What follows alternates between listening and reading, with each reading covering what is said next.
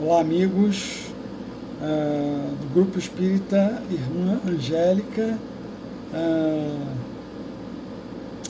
Meu nome é Robertinho Renó e hoje eu venho aqui fazer o estudo do livro Boa Nova, de Humberto de Campos, do livro Boa Nova, do médium Chico Xavier, pelo Espírito Humberto de Campos. Vamos falar do capítulo 3, chamado Primeiras Pregações. Inicio saudando a todos com a paz de Jesus, com o amor de Jesus, a todos os presentes, encarnados e encarnados, e já pedindo, ao Mestre Jesus, que estamos aqui reunidos em seu nome, e agradecidos, felizes pela oportunidade de estudo do Evangelho. Pedimos que o estudo hoje seja edificante, que toque nossos corações e que desperte nossas mentes e nossos sentimentos para o Evangelho de Jesus. Te bendizemos, Senhor, e te pedimos a permissão para darmos início ao estudo de hoje. Bom, amigos, mais uma vez agradecendo aqui aos dirigentes e a todos os amigos do Grupo Espírita Irmã Angélica, especialmente ao meu amigo querido Santana Marran. Tá? Então, falar sobre o livro Boa Nova, antes de mais nada, eu vou falar um pouco sobre o livro Boa Nova, antes de entrar no texto. Como eu faço? Eu leio o texto e depois eu faço alguns comentários. Já tive a oportunidade de estar aí presencialmente com vocês, no Grupo Espírita Irmã Angélica, falando sobre o capítulo 1, E hoje nós vamos falar sobre o capítulo 3 do livro Boa Nova. Então, o livro Boa Nova são 30 capítulos. Esses capítulos, eles retratam as passagens evangélicas, ou seja, eles retratam a vida de Jesus enquanto encarnado. Então, esse livro, ele nos leva a ter uma conversa com Jesus. Ele revela as conversações entre Jesus e seus apóstolos, com Maria de Nazaré, e com outros personagens bíblicos. O autor espiritual, Humberto de Campos, em vida encarnada, ele foi membro da Academia Brasileira de Letras, foi jornalista, poeta, e a gente vai perceber que a redação do livro, na leitura do livro, que ele utiliza esse estilo poético, lírico. Ele descreve as paisagens da Galileia, de Nazaré, de Jerusalém, de uma forma muito poética, dá gosto de ler. Então, embora a literatura de Humberto de Campos, enquanto encarnado, seja completamente diferente da sua literatura como espírito.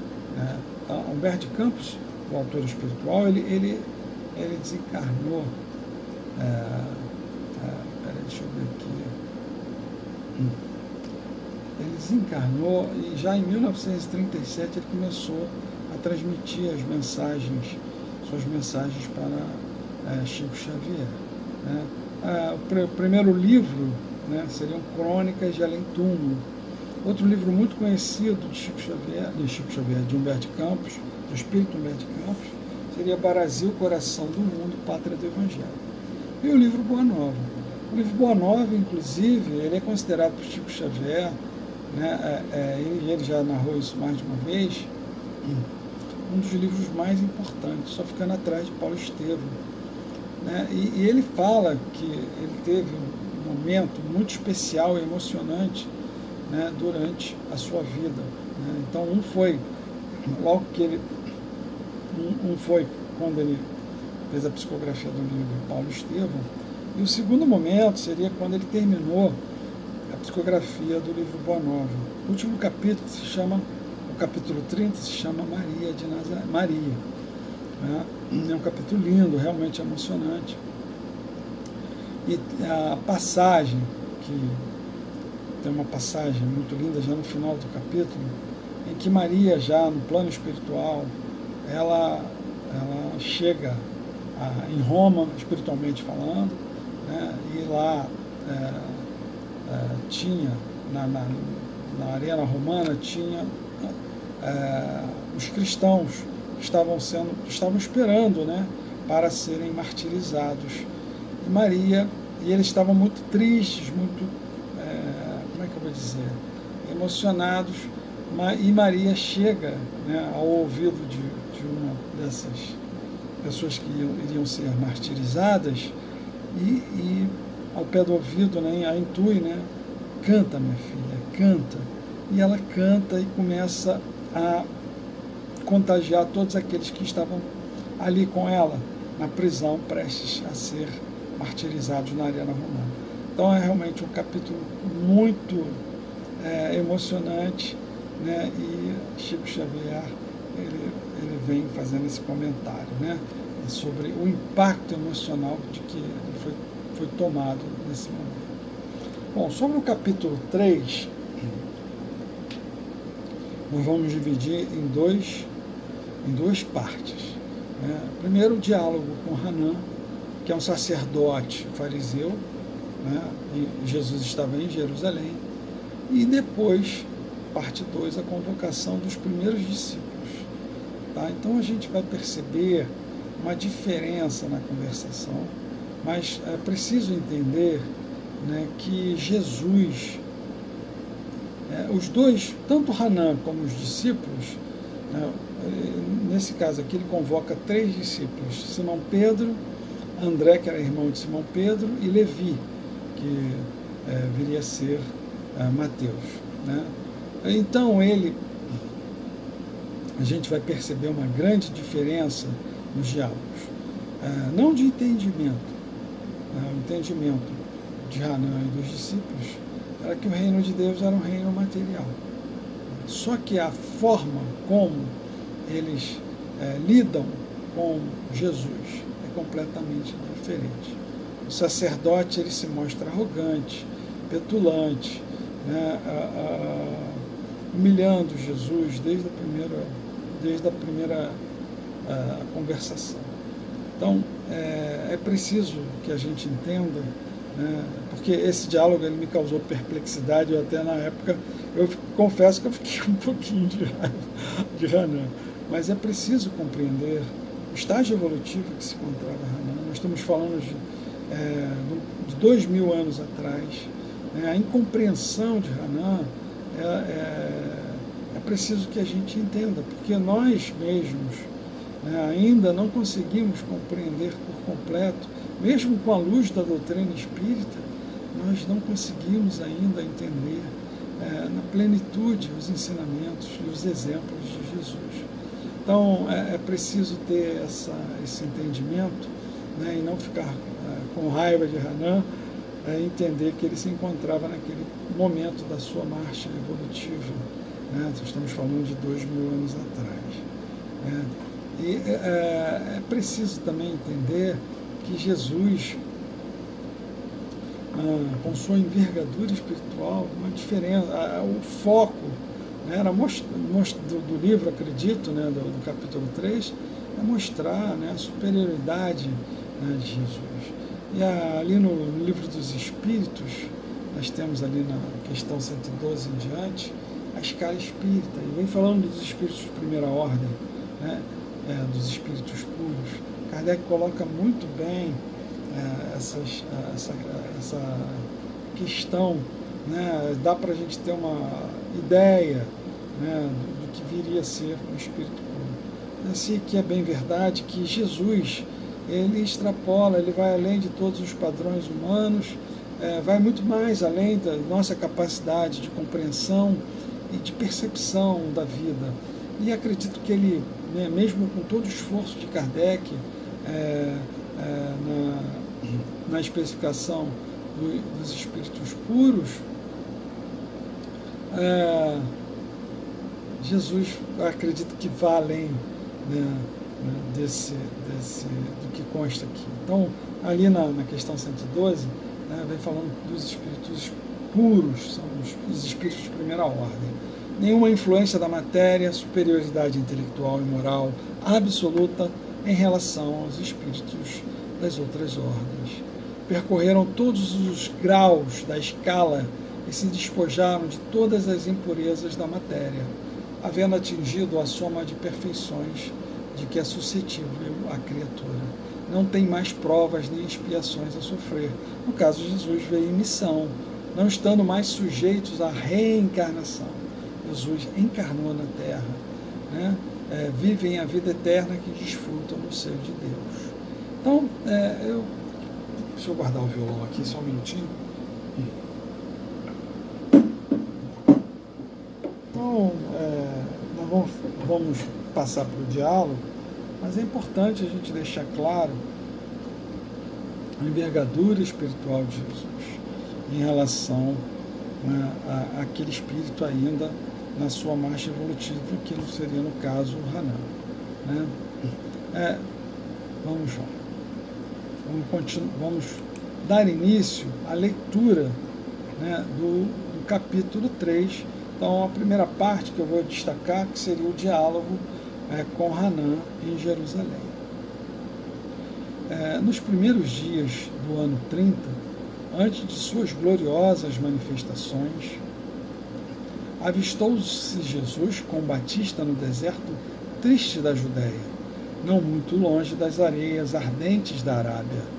Ambos estiveram juntos por alguns dias, em plena natureza, no campo ríspido do jejum e da penitência do grande precursor, até que o Mestre Divino, despedindo-se do companheiro, demandou o oásis de Jericó, uma bênção de verdura e águas entre as inclemências da estrada agreste. De Jericó, dirigiu-se então a Jerusalém, onde repousou ao cair da noite.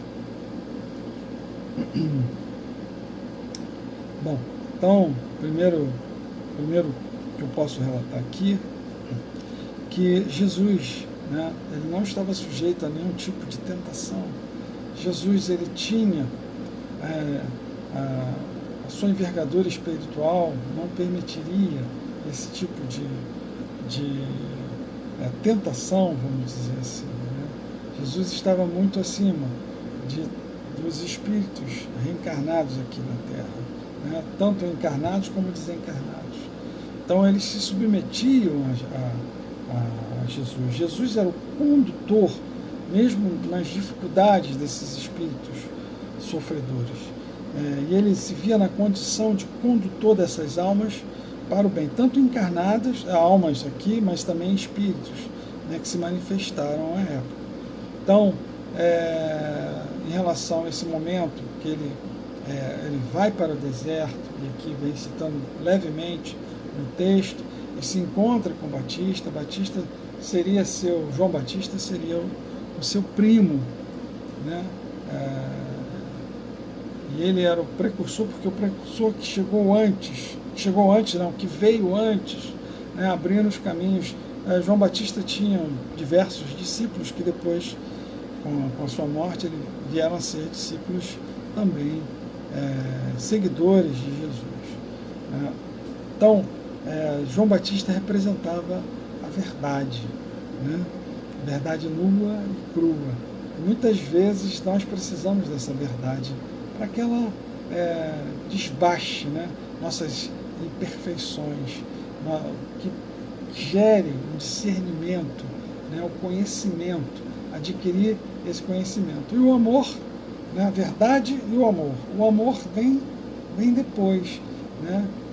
Ele vem através do nosso esforço, através da nossa boa vontade, através da nossa reforma íntima. Mas essa reforma íntima, você não consegue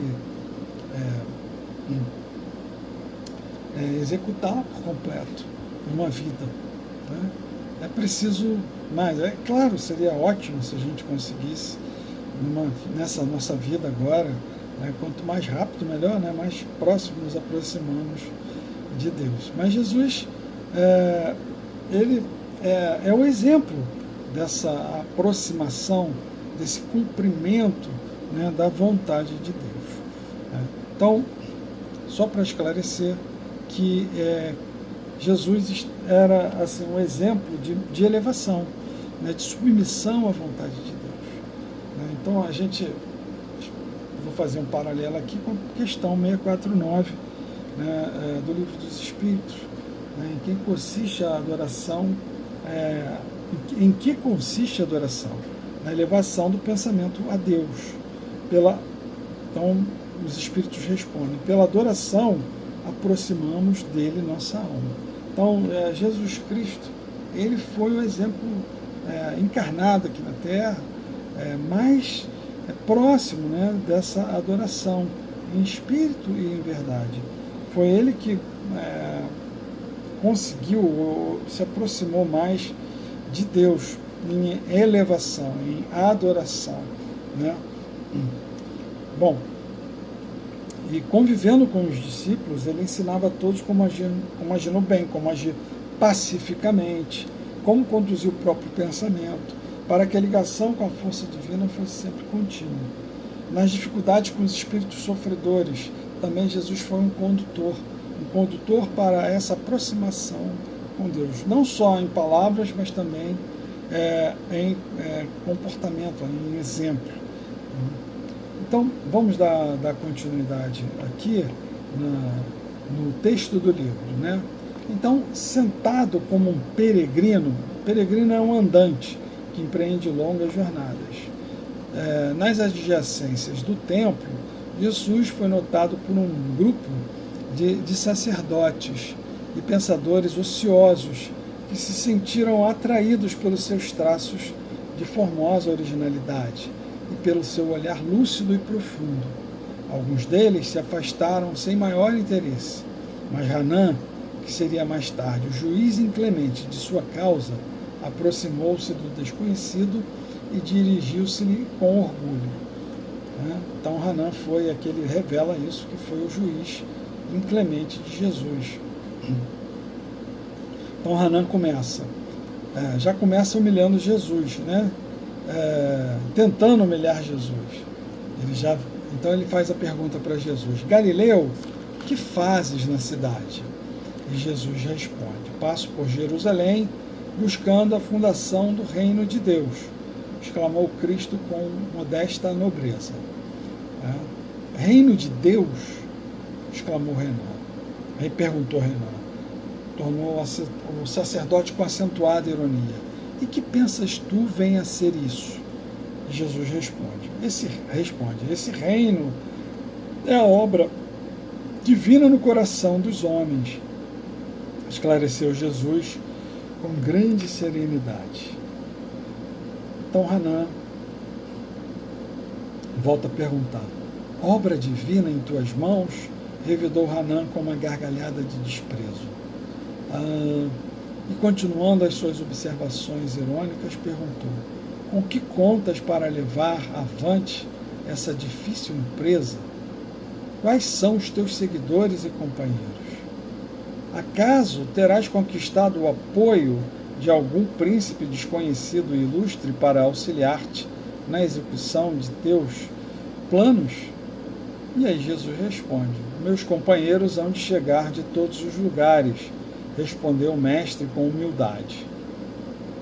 Sim, observou Hanan, os ignorantes e os tolos estão em toda parte na terra. Certamente que esse representará o material de tua edificação. Entretanto, você propõe realizar uma obra divina e já viste alguma estátua perfeita modelada em fragmentos de lama? E Jesus responde: sacerdote, replicou-lhe Jesus com energia serena, nenhum mármore existe mais puro e mais formoso do que o do sentimento, e nenhum cinzel é superior ao da boa vontade. Impressionado com a resposta firme e inteligente, o famoso juiz ainda interrogou: conheces Romas ou Atenas? Jesus responde: conheço o amor e a verdade, disse Jesus convictamente. E Hanan continuou: tens ciência dos códigos da corte provincial, que são as leis romanas, e das leis do templo, leis mosaicas, né, no caso? Inquiriu Hanan inquieto. Sei qual é a vontade de meu Pai, que está nos céus, respondeu o mestre brandamente. O sacerdote o contemplou irritado e, dirigindo-lhe um sorriso de profundo desprezo, demandou a Torre Antônia em atitude de orgulhosa superioridade. Bom, então vamos falar aqui, deixa eu beber uma água um minutinho.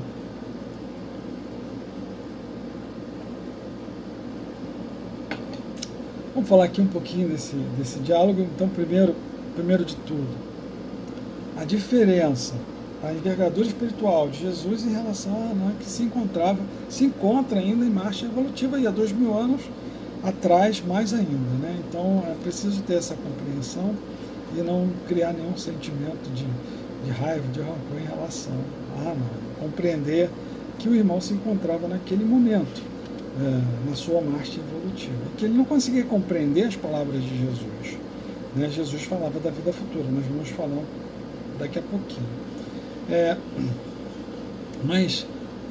Primeiro de tudo, o contexto histórico que Jesus se encontrava, um contexto histórico de um mundo no limiar do primitivo, passando para provas e expiações. Então, na época, o povo hebreu era dominado pelo Império Romano. Então, eles eram dominados pelo Império Romano. Então, você tinha um poder do Império Romano, que tinha o poder de julgar, né, de decretar uma pena de morte, que recebiam os tributos. Então, isso causava muito rancor entre os hebreus, né, os judeus, porque eles recolhiam os tributos. Então, Roma era odiada por isso também, né? E o outro poder, mas eles conviviam, o poder de Roma e o poder do templo, né? Que era o poder do Sinédrio, representado, no caso aqui, por esse sacerdote, Hanan. Era o templo religioso. Também eles tinham o poder de julgar, né, de condenar ao apedrejamento, né, se não cumprissem as leis mosaicas da época, né? As leis mosaicas também, não só os 10 mandamentos, mas as leis de comportamento social. Quando ele se refere a Jesus como Galileu, né, ele já tenta menosprezar Jesus, porque a Galileia ficava mais ao norte, né, de Jerusalém, era considerado um povo muito pobre, muito humilde, era um local muito humilde, realmente. Não era a capital como Jerusalém, né, onde você tinha o templo, né, a Torre Antônia. Essa Torre Antônia que Humberto Campos se refere é a torre onde Jesus ficou preso e condenado. Bom, mas é importante, sobre esse texto, a gente colocar essas questões. Outra questão importante é que Jesus foi muito corajoso, né? Não que ele tenha enfrentado, mas ele se mostrou de forma explícita, né, diante de um sacerdote, uma autoridade da época. Ele poderia ter sido preso, condenado por blasfêmia. Ele foi corajoso. Jesus se mostrou corajoso sem se expor, né, de uma forma irresponsável. Ele apenas não faltou com a verdade. Ele disse a verdade que deveria ser dita naquele momento, né, embora aquele sacerdote não tivesse a capacidade de entendimento, né, das palavras de Jesus. Então Jesus Jesus tinha todo o poder e também toda a autoridade. Esse sacerdote, ele tinha o poder temporário, poder daquele momento da sua vida, né? E Jesus tinha o poder, né? Né? E a autoridade. A autoridade, eu sempre tem uma diferença entre poder e autoridade que eu acho importante a gente compreender. Eu uso como sempre o exemplo de nossas mães. Eu vou dar o meu exemplo pessoal. Minha mãe, quando eu era criança, ela tinha poder, né, também autoridade. Né? Poder por quê? Se eu a desobedecesse, ela usava seu poder para aplicar um castigo, né, ou para me colocar no quarto. Né, e eu tinha receio disso, né, eu tinha um pouco de medo, né, deixar de sair para algum lugar. Né, ela tinha esse poder, mas ela também tinha autoridade. Né. Hoje ela não tem mais esse poder, ela já é uma senhora de 85 anos, mas ela continua tendo autoridade. O que ela me pedir eu vou fazer. Por quê? Porque a autoridade ela é gerada não pelo poder, mas pelo sentimento que ela gera, né, de gratidão que eu tenho por ela. Né. Esse mesmo sentimento eu tenho em relação a Jesus. Mas é difícil você compreender como eu vou ter sentimento em relação a Jesus. É preciso compreender, né, a trajetória de Jesus, a solidariedade de Jesus com a humanidade. Como eu faço parte dessa humanidade,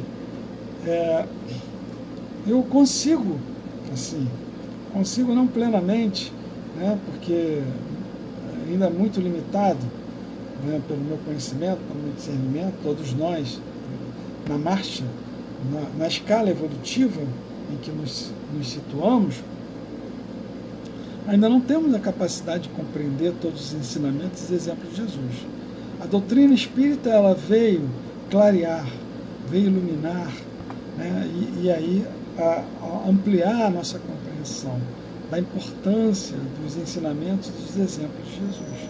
Então Jesus veio em missão, né, solidariamente à humanidade, né, num momento em que a sociedade, a humanidade colocava ainda de forma muito primitiva, no limiar entre um mundo primitivo e um mundo de provas e expiações, e ele veio encarnado, né,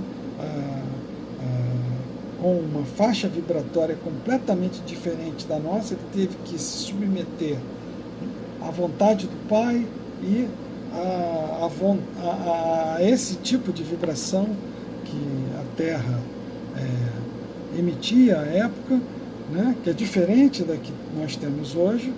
Né? Hoje a gente vive no limiar de um mundo de provas e expiações para um mundo de regeneração, ainda bem no início, engateando, dando os primeiros passos, mas é um mundo diferente hoje daquele mundo que Jesus encarnou há 2000 anos atrás. Então a diferença de envergadura espiritual, envergadura moral, intelectual de Jesus era monstruosa em relação às pessoas que habitavam a Terra naquele momento. Né? Então, é importante, ainda aproveitando esse diálogo, né, que Jesus ele fala para Hanan, fala para os apóstolos do reino de Deus, ele fala da vida futura. Então, eles não tinham essa compreensão. Né? Então, Kardec, no capítulo Meu Reino Não É Deste Mundo, tem um item lá que ele fala, item 2, da vida futura. Né? E nesse item 2 ele fala que, vou repetir Kardec aqui, né? Abre aspas, apenas ideias muito imprecisas tinham os judeus acerca da vida futura. Acreditavam nos anjos, considerando-os seres privilegiados da criação. Não sabiam, porém, que os homens podem um dia tornar-se anjos e partilhar da felicidade destes. Segundo eles, a observância das leis de Deus era recompensada com os bens terrenos, com a supremacia da nação a que pertenciam, com vitórias sobre os seus inimigos. Então, o povo hebreu, um povo escravizado, né, depois de escravizado, foi um povo dominado por outros povos, participaram de muitas guerras, né, e depois, nesse momento que a gente está se retratando, foi um povo dominado pelo Império Romano, que recolhia seus tributos, né, seus impostos, eles tinham que pagar ao povo romano. Como eu disse, isso causava muita repulsa do povo hebreu. Então eles não conseguiam, Jesus falava da vida futura, tanto Hanã como os discípulos, eles não tinham essa noção da vida futura, da vida espiritual, né? E quando Jesus falava do reino de Deus, muitas das vezes nós ainda não conseguimos pensar em vida espiritual, nós ainda pensamos em vida material, né? Uma vida confortável, um paraíso, né?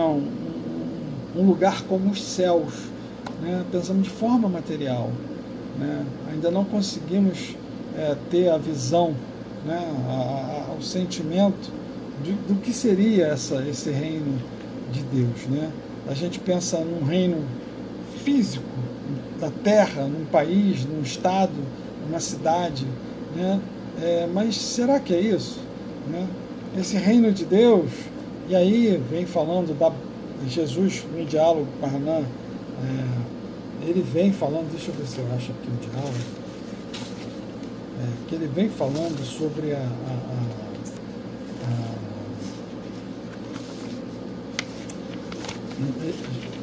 só um minutinho, deixa eu recapitular aqui o diálogo. Tá aqui.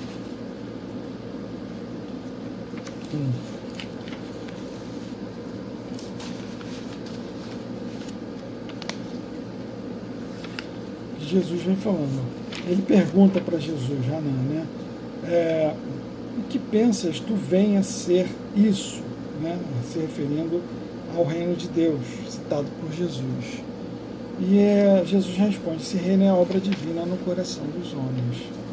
E depois, só vou recapitular porque eu vou fazer o comentário em cima. Jesus diz: esse reino é obra divina no coração dos homens.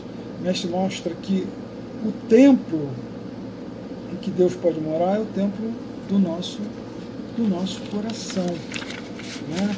Do nosso coração e no templo do irmão que está próximo, né? Que de face o irmão da nossa família, do nosso trabalho, né? É desenvolver esse reino de Deus dentro de nós. Isso é muito difícil, mas é preciso o quê? É preciso, Jesus vem falando aqui do cinzel do amor, né? Cinzel é talhadeira que esculpe o mármore, né? O que nós precisamos esculpir? Nós precisamos esculpir, né? Jesus vem falando do cinzel do amor. Então esse cinzel do amor, né, para esculpir o mármore, uma pedra, material. Mas Jesus vem falando desse cinzel do amor esculpir o quê? O nosso ser espiritual, o nosso ser interior, né? A partir daí é que nós vamos obter essa evolução, esse progresso como ser espiritual. É a partir daí que nós vamos nos aproximar, nos elevar. Então, e Jesus vem falando da boa vontade. Esse é o primeiro passo para você começar a esculpir o seu ser, né? A boa vontade, né, de se reformar intimamente, né, de compreender o irmão que está ao seu lado, né, praticar a caridade de forma plena, né? Então, a edificação, você tem que construir esse reino dentro de você, né, dentro do seu ser. Então é um trabalho muito difícil, que leva não somente uma vida como encarnado, vai além, né, porque muitas vezes na carne nós esquecemos nossos compromissos, né, como espírito, e muitas vezes deixamos de lado aquilo que havíamos programado, né, para essa encarnação. Então deixamos tomar conta o orgulho, a vaidade, a inércia, a preguiça, né? Então esse diálogo ele é muito revelador e ele mostra também um pouco da diferença da conversação entre Hanã, o sacerdote orgulhoso, autoritário, prepotente, e a conversa que Jesus vai ter com seus discípulos, né? Os discípulos, aí já entrando na segunda parte, né, do, do diálogo com Jesus, com os discípulos, eu vou comentar, né, que os discípulos, os 12 apóstolos, discípulos são aprendizes, né, se tornaram apóstolos com a convivência com Jesus a partir do momento que passaram a se portar, né, como mensageiros da mensagem, né, do Evangelho de Jesus. Né, e eles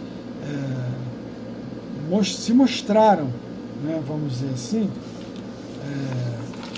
a sua boa vontade, né, a sua disposição em seguir o caminho trilhado por Jesus.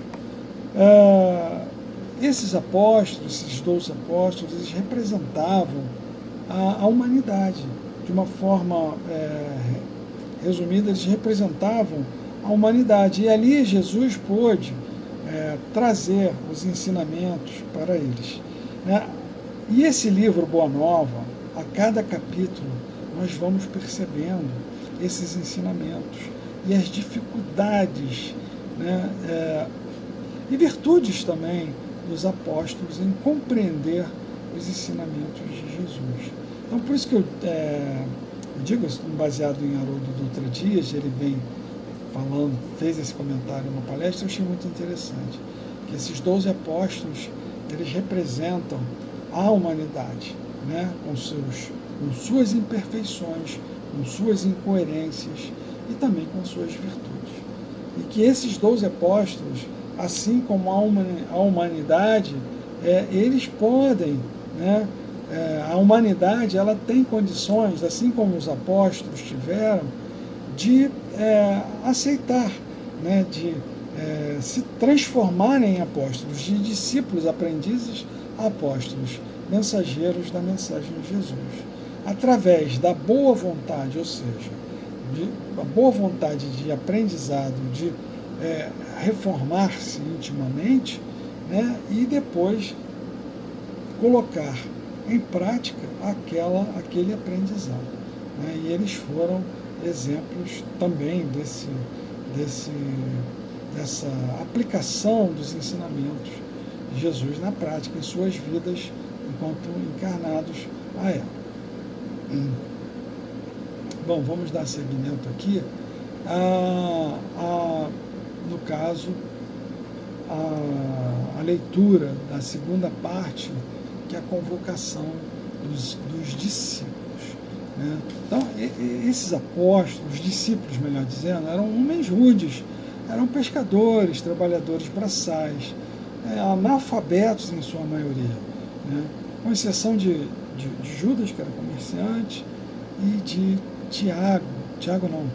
Levi, que era um coletor de impostos. Então, eles tinham muitas limitações culturais, mas não eram espíritos rudes. Né?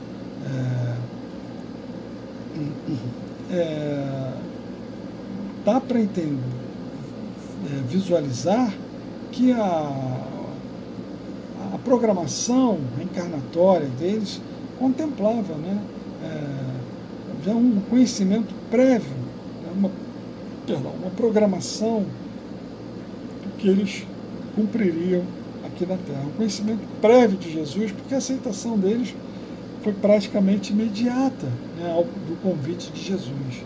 E chama atenção o convite de Levi, né, porque ele tinha uma situação muito, muito boa, era tipo um auditor fiscal hoje em dia, né, muito odiado também pelo povo hebreu na época, e a situação financeira muito boa, e ele aceitou o convite de Jesus, praticamente de imediato. A gente vai ler aqui. Né? Então, repetindo, esses 12 discípulos, eles representam um retrato da humanidade, né? E a gente vai perceber isso através da leitura desse livro. Os os discípulos também tinham essa visão equivocada do que viria a ser reino de Deus. Só que a diferença na visão dos discípulos de Hanan era muito grande. Os apóstolos, os discípulos, eles se mostraram assim.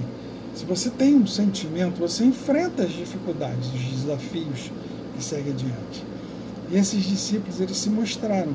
Eles foram além da capacidade deles, né, de ser humano, de se adaptar a todas as dificuldades e as mudanças, né, e se colocaram à disposição de Jesus. No início, com muita dificuldade, ainda em aprendizado, né, mas eles entenderam o que viria a ser o reino de Deus e o sentido da vida futura, da vida espiritual, né? Então, é isso que temos que buscar em nós, né? Ainda somos discípulos, né? Tentamos, vez por outra, levar a mensagem através da música, né, Santana? Através do estudo aqui, eu não sou um palestrante, eu prefiro ficar um pouquinho na música, mas, de qualquer maneira, eu trago aqui o estudo com muito esforço, né, e também com um aprendizado para vocês. Bom, vou fazer a leitura, né, da segunda parte. Vou começar a fazer a leitura. No dia seguinte, pela manhã, o mesmo formoso peregrino foi ainda visto a contemplar as maravilhas do santuário, antes, alguns minutos de internar-se pelas estradas banhadas de sol, a caminho de sua Galiléia distante. Daí, algum tempo depois de haver passado por Nazaré, descansando igualmente em Caná, Jesus se encontrava nas circunvizinhanças da cidadezinha de Cafarnaum, como se procurasse com viva atenção algum amigo que estivesse à sua espera. Bom, Jesus era realmente um peregrino. As distâncias entre a Judéia e Jerusalém eram de 41 quilômetros, de Nazaré para Jerusalém, em torno de 131 quilômetros, né, e algumas regiões desérticas. Então, de Nazaré para Cafarnaum, 46 quilômetros. E Jesus percorria a pé por essas estradas. Então, era realmente um peregrino, efetivamente um peregrino. Vou continuar a leitura. Em breves instantes, ganhou as margens do Tiberíades, né, que é uma cidade, e se dirigiu resolutamente, uma cidade não, a margem do Tiberíades, o mar da Galileia, perdão, e se dirigiu resolutamente a um grupo alegre de pescadores, como se de antemão os conhecesse a todos. A manhã era bela, no seu manto diáfano, né, que permite a passagem de luz, diáfano, de radiosas neblinas. Olha aí o Humberto de Campos se revelando com a sua forma de se expressar, poética, né? As águas transparentes vinham beijar os eloendros da praia, né? A vegetação da praia, como se brincassem ao sopro das virações perfumadas da natureza. Os pescadores entoavam uma cantiga rude e, dispondo inteligentemente as barcaças móveis, deitavam as redes em meio de profunda alegria. Jesus aproximou-se do grupo e, assim que dois deles desembarcaram em terra, falou-lhes com amizade. Esse trecho ele consta do texto bíblico, Mateus 4, versículo 18, se eu não me engano, mas é muito curto. Daqui dá para a gente perceber como o livro Boa Nova ele expande, ele vai muito além do texto bíblico, né? Então é importante. E ele tem um aval de Chico Xavier, por isso que é importante a leitura desse livro, né? Ele aprofunda os textos. Então Jesus aproximou-se do grupo e falou-lhes com amizade. Simão e André, filhos de Jonas, venho da parte de Deus e vos convido a trabalhar pela instituição de seu reino na terra. Então Jesus se apresenta como uma parte de Deus, como se fosse um procurador, e realmente era. Ninguém melhor do que ele representou Deus aqui na terra, né? Então, André lembrou-se de já o ter... Vamos voltar para o texto aqui. André lembrou-se de já o ter visto nas cercanias de Betsaida, do que lhe haviam dito a seu respeito, enquanto que Simão, embora agradavelmente surpreendido, o contemplava, indeciso, confuso, mas quase a um só tempo, dando expansão aos seus temperamentos acolhedores e sinceros, exclamaram respeitosamente: sede bem-vindo. Jesus, então, lhes falou docemente do Evangelho, com um olhar encendido, animado, né, de júbilos divinos. Né? Júbilos seriam contentamento, alegria. Estando muitos outros companheiros do lago a observar de longe os três, André, manifestando a sua tocante ingenuidade, exclamou comovido: um rei? Mas em Cafarnaum existem tão poucas casas. Então, André também pensou mais no aspecto material, não no aspecto espiritual, da vida futura. Jesus vinha se referindo em relação ao reino de Deus. Então, André pergunta: um rei? Mas em Cafarnaum existem tão poucas casas? Ao que Pedro obtemperou, né? Observou, como se boa vontade devesse suprir todas as deficiências. Então Pedro fala: o lago é muito grande e há várias aldeias circundando estas águas. O reino poderá abrangê-las todas. Isso dizendo, fixou em Jesus o olhar investigador, como se for uma grande criança meiga e sincera, desejosa de mostrar compreensão e bondade. O Senhor esboçou um sorriso sereno e, como se adiasse com prazer as suas explicações para mais tarde, perguntou generosamente: quereis ser meus discípulos? André e Simão se interrogaram a si mesmos, permutando, trocando sentimentos de admiração, em estado de encantamento. Refletia Pedro: que homem seria aquele onde já lhe escutara o timbre carinhoso da voz íntima e familiar? Ambos os pescadores se esforçavam por dilatar o domínio de suas lembranças de modo a encontrá-lo nas recordações mais queridas. Não sabiam, porém, como explicar aquela fonte de confiança e de amor que lhes brotava no âmago do espírito. E sem hesitarem, sem uma sombra de dúvida, responderam simultaneamente: Senhor, seguiremos os teus passos. É claro que o conhecimento de ambos se deu no plano espiritual, com Jesus.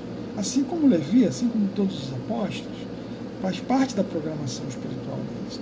Então, a carne, ela obscurece, ela nos leva ao esquecimento, mas fica os sentimentos inatos, os sentimentos.